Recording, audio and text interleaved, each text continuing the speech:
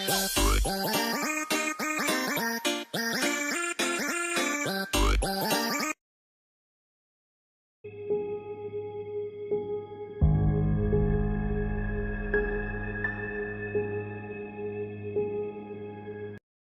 was out doing a delivery one late night. It was probably the longest drive I have ever taken for a pizza delivery. From the pizza place I work at, it was a 20-minute drive, which isn't crazy out where I live. Plus, they ordered 4 large pies, so I think there was a party and I would get a much bigger tip. Navigating the dirt roads at night was always annoying though. I pulled up to the given address. It was some old sketchy looking building literally in the middle of the forest clear. There were no cars parked anywhere or any light on. I put my car in park and called my boss. I asked him to read the address at least 3 times to make sure I type it right, but it checked out. I could tell he was really in a bad mood and he told me to at least knock the door and check it out. He would normally get mad if I took back 1 pipe, but I was afraid of what he would do if I brought back 4. I was insanely unnerved, but I got out anyway and forced myself in front of the door of the building. There was no doorbell, so I just knocked really hard.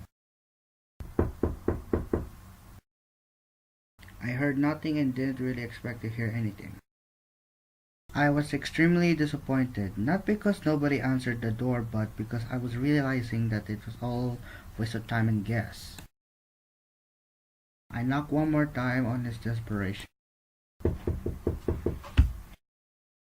and then began to hear some kind of rustling noises from inside the building.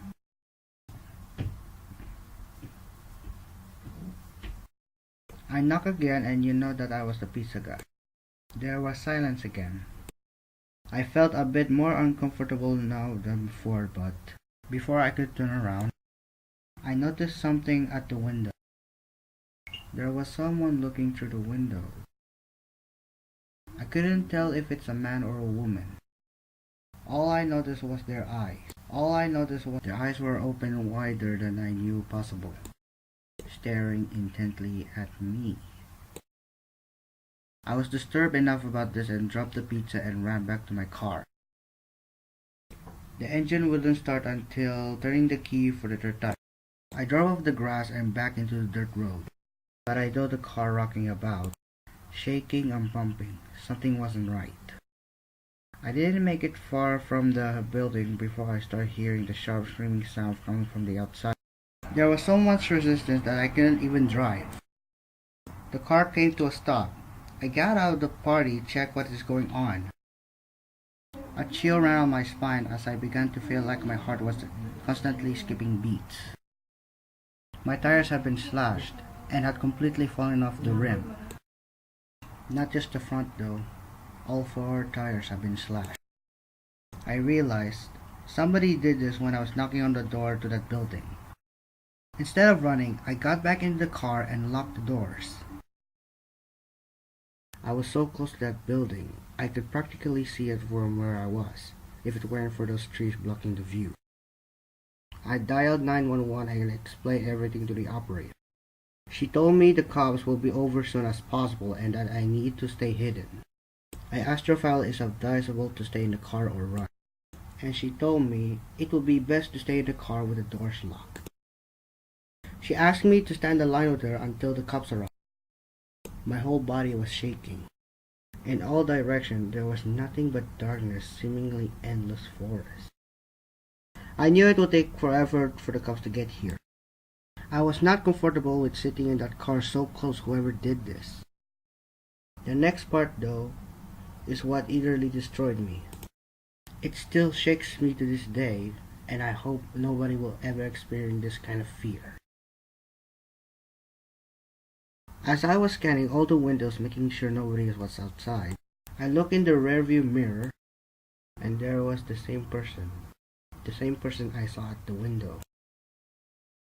Eyes open wider than before. I could see now that there was a woman, and I could ever so slightly see a smile begin to spread across her face. I opened my door and followed it spreading into the woods, not caring how much noise I made. I ran until I was out of breath, which didn't take long, and I hid behind a giant log on the ground. I tried to cover my loud breathing with my hands as I waited and waited for what felt like hours. That's until I finally heard sirens in the distance. I gathered all the stamina I had left to run all the way back in the direction of the dirt road. Eventually, the glowing red and blue lights came into view, and I never felt better in my life.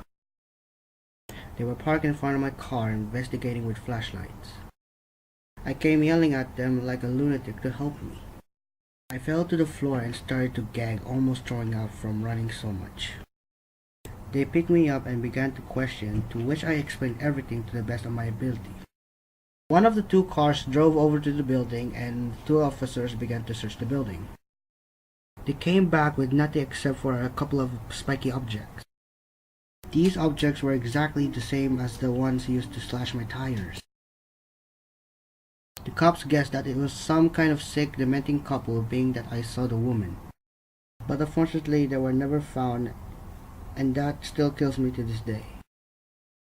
I obviously quit my job right after that and started working at a local grocery store. I know that I'll never forget seeing that woman at the back of my car.